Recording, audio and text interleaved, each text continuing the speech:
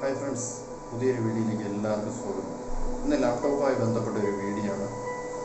നമ്മുടെ laptop ഓണാകാതെ light blink ചെയ്ത് നിന്നാൽ എന്ത് ചെയ്യണം എന്നാണ് നമ്മൾ ഈ വീഡിയോയിലൂടെ നോക്കാൻ പോകുന്നത്. വളരെ സിമ്പിളായൊരു മെത്തേഡാണ്. നമുക്ക് ഒട്ടും സമയം കളയാതെ അപ്പോൾ വീഡിയോയിലേക്ക് കിടക്കാം.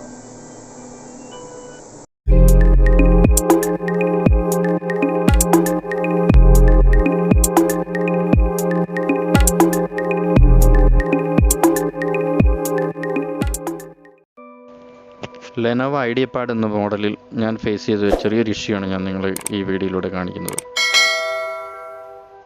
ലാപ്ടോപ്പ് ഓൺ ചെയ്യാൻ ശ്രമിച്ചു കഴിഞ്ഞാൽ ലാപ്ടോപ്പ് ഓൺ ആകില്ല. ജസ്റ്റ് ആ ലൈറ്റ് ബ്ലിങ്ക് ചെയ്ത് നിൽക്കും. ഇത് ആക്ച്വലി സ്ലീപ്പ് മോഡിലേക്ക് പോകുന്നതാണ്.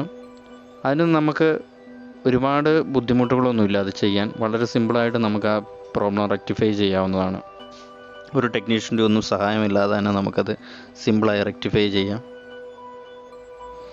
ഇതുമാതിരിയാണ് ആ ലൈറ്റ് ബ്ലിങ്ക് ആവുന്നത്. പവർ ലൈറ്റ് ബ്ലിങ്ക് ആവുന്നു.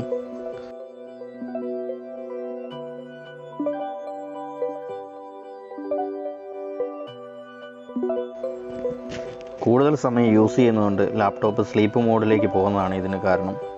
ലാപ്ടോപ്പിൻ്റെ ലിഡ് 3-4 വട്ടം ഓപ്പൺ ക്ലോസ് ചെയ്താൽ മാത്രം മതി ഈ ഇഷ്യൂ സോൾവ് ആയി കിട്ടും.